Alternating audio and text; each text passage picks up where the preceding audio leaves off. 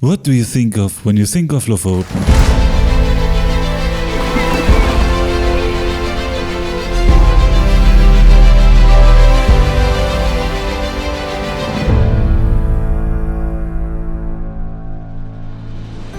Lofoten, it's hard to get any closer to the Arctic than here. There are snow-capped glaciers, thundering waterfalls, a rough mountain landscape that let you speechless, and beaches like in the Caribbean, but above all, there are these feathered friends. I was there for 10 days with a good friend and we explored the region for the 5 most beautiful places that were either recommended or we've discovered ourselves. These you should definitely not miss on your trip. Before the 5 best places, but quickly a brief overview over the region. Lofoten is an archipelago consisting of about 18 islands off the coast of northern Norway, about 100 to 300 kilometers away from the Arctic Circle. Lofoten translates as looks food. The people of Lofoten are living mainly from fishing and are no longer dependent on Viking raids. But if you want to see one of the Viking settlements, you can see a reconstruction in the Viking Museum in Borg. You can find links to the places mentioned below in the video description. Let's start with the 5 places to be on the Lofoten.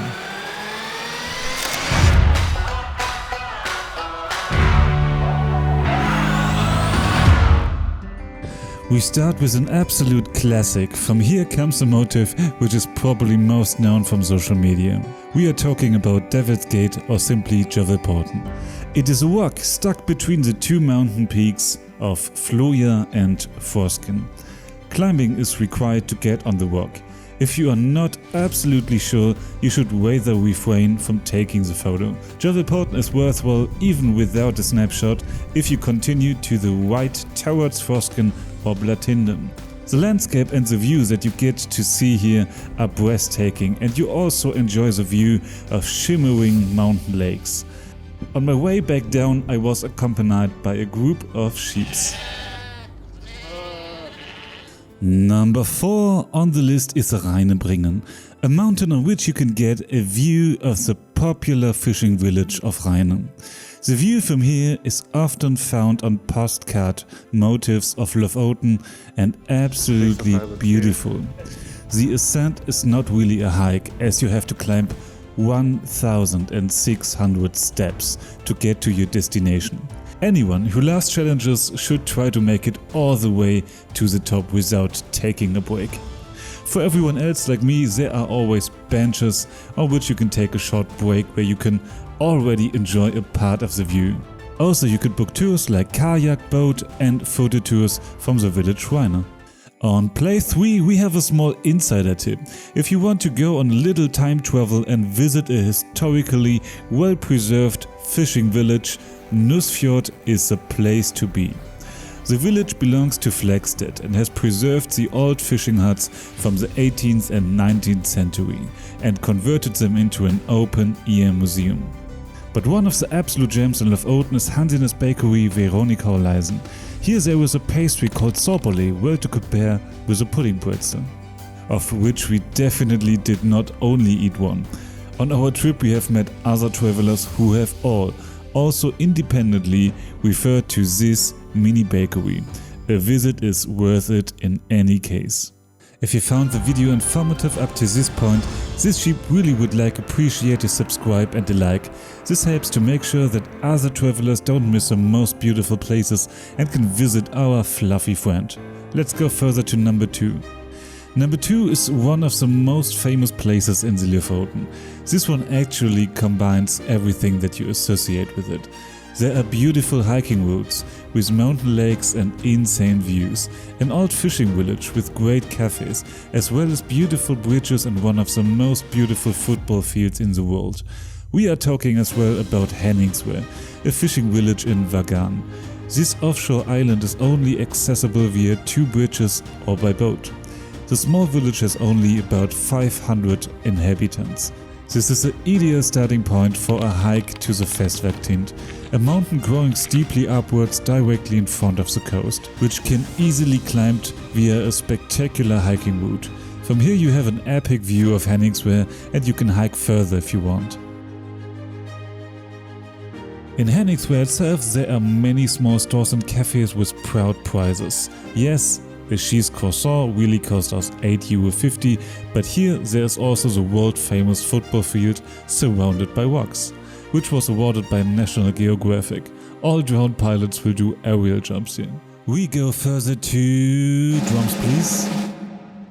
Number 1. For number 1 we have actually 4 hotspots, but it's very important you have seen each one of them. We are talking here about the Caribbean-like beaches in Lofoten. 2 of them are close to each other and named Haukland Beach and Kvalvika Beach. From the surrounding mountains you have a great view of the beaches from above and in addition a beautiful hiking routes. We often pitched our tents to sleep at Kvalvika Beach and could sleep great here. The sun sets on the horizon and if you are in the right place at the right time you can also see the northern lights very well from here. Just you know, the main season of the green stripes in the sky is between September and March. The beaches are ideal for this as there's little light pollution. About 20 minutes drive away near Haukland Beach there is Utakleiv Beach, also a very nice beach. But my absolutely favorite on the whole trip, and this thick underlined, that was Kvalvika Beach, the most beautiful beach of Lofoten. There are 2 ways to get there. Either the direct way over the Passaddle or the somewhat more strenuous way over the Reden, but from which you have a view over the entire beach. We have decided for the first variant over the Passaddle, and when we have climbed this we were also already rewarded, because in the distance near the beach we saw whales, who can in any case should take a tent and spend the night on the beach. For all couples who want to make the trip, it should be said that this could be the most romantic evening of their lives. On the beach itself, which is cut off by the mountains, there is a small hobbit house which is often overlooked. This was built by a Norwegian surfer couple who lived here for 9 months. Inside you will find many mementos from that time, but also many useful things for you. Don't forget to sign the guest book. On our trip we alternately camped and booked accommodations, but one Airbnb in particular has remained in our memory, and therefore here the accommodation tip. If you are still looking for an Airbnb, we can recommend the Routen Lounge. Not only do you have an accommodation with a panorama sauna with a view of the fjord for you, but you can also cool off after a jump from the web directly into the water. You have a good starting point from here to get to the Djevelporten, for example, which is located right around the corner, as well as many other activities. The link is in the video description. Finding the right travel time. On Lofoten there's midnight sun between May and July. That means that the sun does not set at night. The opposite happens between December and January. There the sun does not make it over the horizon.